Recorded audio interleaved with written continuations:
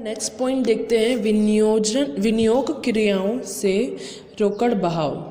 Company के विनियोग क्रियाओं का आशय दीर्घकालीन संपत्तियों तथा अन्य विनियोग को प्राप्त करने तथा बेचने से है।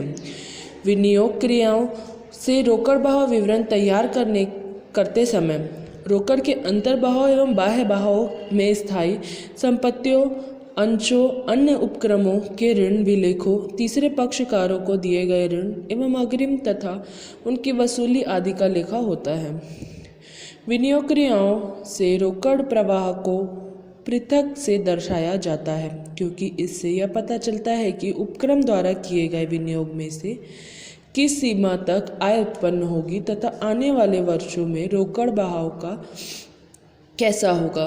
स्थायी संपत्तियों तथा दीर्घकालीन विनियोग में होने वाले परिवर्तनों का विश्लेषण करके हम विनियोग क्रियाओं से वर्ष के प्रारंभ में तथा अंत में रोकड़ बहाव का ठीक पता लगा सकते हैं। स्थायी संपत्ति या हास की अज्ञात राशि का सही पता लगाने के लिए हम विभिन्न संपत्तियों के और हास के लिए प्रावधान का अलग से खाते बनाते हैं।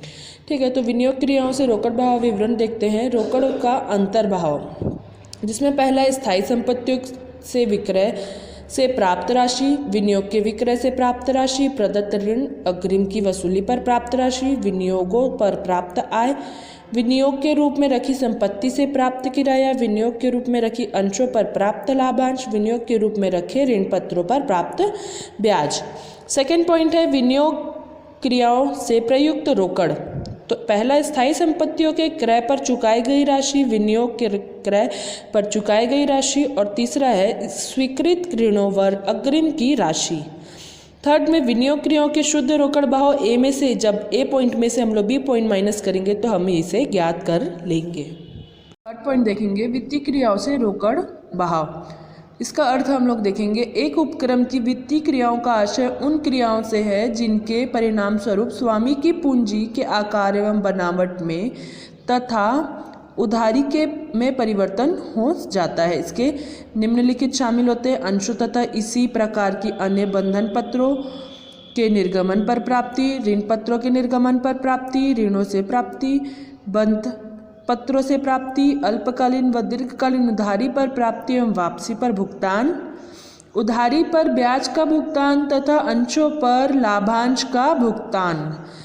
फिर हम अगला पॉइंट देखते हैं, इसकी विशेषताएं। पहला है पृथक से दर्शाना। वित्तीय क्रियाओं से रोकड़ बहाव को पृथक से दर्शाया जाता है, क्योंकि ऐसा करने से भावी रोकड़ बहाव में उन दावों का अनुमान लगाना आसान होता है जो उधार वाले कोष से संबंध रखते हैं। सेकेंड है परिवर्तन का विश्लेषण। अंश पूंजी में परिवर्तन, ऋण पत्र तथा अन्य अल्पकालीन दीर्घकालीन उधारी में परिवर्तन के विश्लेषण के लिए वित्तीय क्रियाओं से रोकड़ बहाव तैयार करना आवश्यक होता है। नेक्स्ट पॉइंट है लाभांश तथा ब्याज का भुगतान। वित्तीय क्रियाओं से सभी प्रकार के भुगतान किए गए लाभांश तथा गैर वित्तीय उपक्रमों की दशा में चुकाए गए ब्याज को भी वित्तीय क्रियाओं में शामिल किया जाता है। फोर्थ पॉइंट है बोनस अंशों को शामिल नहीं करना। इसके अंतर्गत बोनस अंशों को शामिल नहीं किया जाता। कंपनी के वित्तीय क्रियाओं से रोकड़ बहाव विवरण को शामिल नहीं किया जाता, क्योंकि ऐसी दशा में कंपनी को रोकड़ प्राप्त नहीं होता। यह तो संचय का पूंजीकरण है। नेक्स्ट पॉइंट है ऋण पत्रों का अंशों में परिवर्तन रोकड़ प्रवाह में शामिल नहीं होता। जब ऋण पत्रों को अंशों में परिवर्तित किया जाता है तो इसे वित्तीय क्रियाओं से रोकड़ बहाव में शामिल नहीं किया जाता, क्योंकि ऐसी दशा में रोकड़ संबंधी कोई लेखा नहीं होता। नेक्स्ट पॉइंट है प्रतिभूति पर प्रीमियम। जब अंश या ऋण पत्र प्रीमियम पर निर्गमित होते हैं तो ऐसी दशा में वित्तीय क्रियाओं से रोकड़ बहाव में कुल रोकड़ की राशि अंकित मूल्य प्लस प्रीमियम दर्शाई जाती है।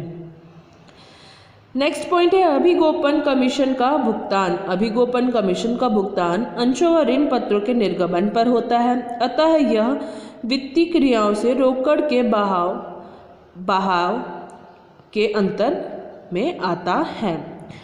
अब नेक्स्ट है वित्तीय क्रियाओं से रोकड़ के अंतर तथा बाह्य बहाव की गणना, तो इसके अंतर बहाव की गणना के अंतर्गत हम लोग देखेंगे रोकड़ में प्राप्तियां क्या क्या होती हैं।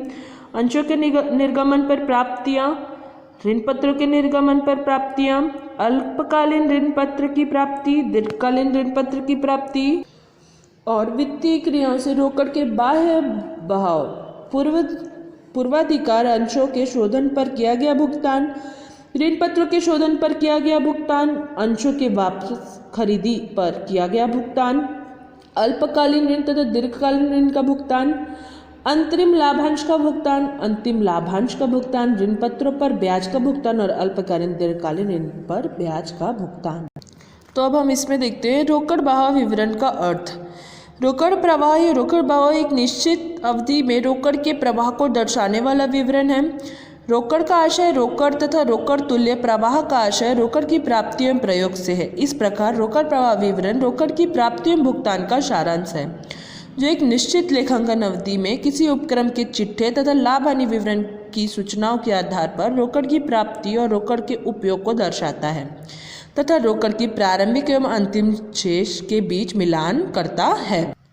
फिर है रोकड़ बहाव का महत्व। रोकड़ बहाव विवरण व्यवसायी उपक्रम के वित्तीय विवरणों का विश्लेषण करने का एक सशक्त साधन है।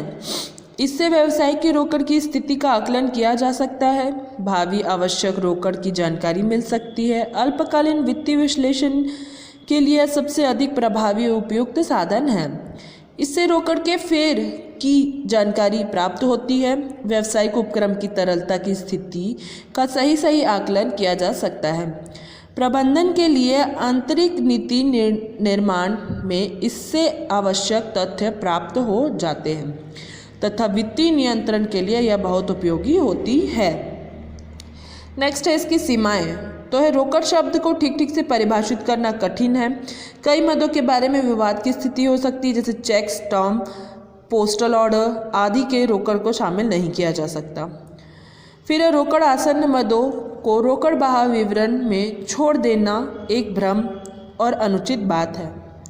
नेक्स्ट है रोकड़ बहाव विवरण की सहायता से किसी व्यावसायिक उपक्रम की दीर्घकालीन वित्तीय स्थिति का विश्लेषण संभव नहीं, केवल अल्पकालीन वित्तीय स्थिति का ही रोकड़ बहाव में सहायता से विश्लेषण किया जा सकता है।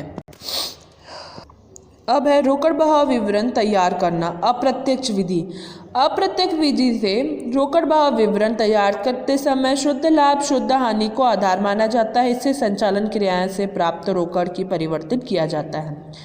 इसके लिए ऐसी मदों का समायोजन किया जाता है जिसका प्रभाव शुद्ध लाभ हानि पर तो पड़ता है किंतु रोकड़ पर नहीं। गैर रोकड़ तथा गैर संचालन व्यय लाभ हानि खाते में जोड़ दिए जाते हैं और गैर रोकड़ और गैर संचालन जमा को घटा दिया जाता है। इस प्रकार कार्यशील पूंजी में परिवर्तन के पूर्व संचालन नगद लाभ ज्ञात हो जाता है। उपार्जन आधार पर जो लाभ होता है उसे अंशतः रोकड़ी आधार पर लाभ में परिवर्तित किया जाता है। इसके लिए चल संपत्ति एवं चल दायित्व में वृद्धि कमी के लिए समायोजित किया जाता है, जिससे कि संचालन क्रियाओं के शुद्ध लाभ की राशि ज्ञात हो सके। संचालन क्रियाओं से रोकड़ बहाव विवरण की कार्यविधि।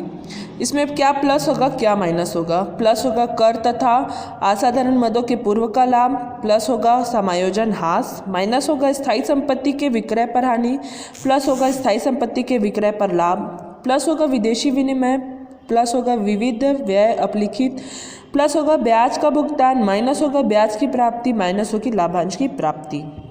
इतना याद करने के बाद कार्यशील पूंजी में परिवर्तन के पूर्व संचालन का लाभ निकालेंगे। प्लस करेंगे चल संपत्तियों में कमी और प्लस करेंगे चल दायित्वों में वृद्धि, माइनस करेंगे चल संपत्ति में वृद्धि और माइनस करेंगे चल संपत्ति में कमी। ठीक है। फिर संचालन क्रियाओं से उत्पन्न रोकड़ आयकर का भुगतान ये हमको मिल जाएगा। फिर है असाधारण मदों के पूर्व संचालन क्रियाओं के शुद्ध रोकड़ बहाव। असाधारण मदे इसके द्वारा ज्ञात हो जाएगा संचालन क्रियाओं के शुद्ध रोकड़ बहाव। इसी के द्वारा आप लोग का रोकड़ बही का ये थ्योरेटिकल पार्ट कंप्लीट होता है। Thank you.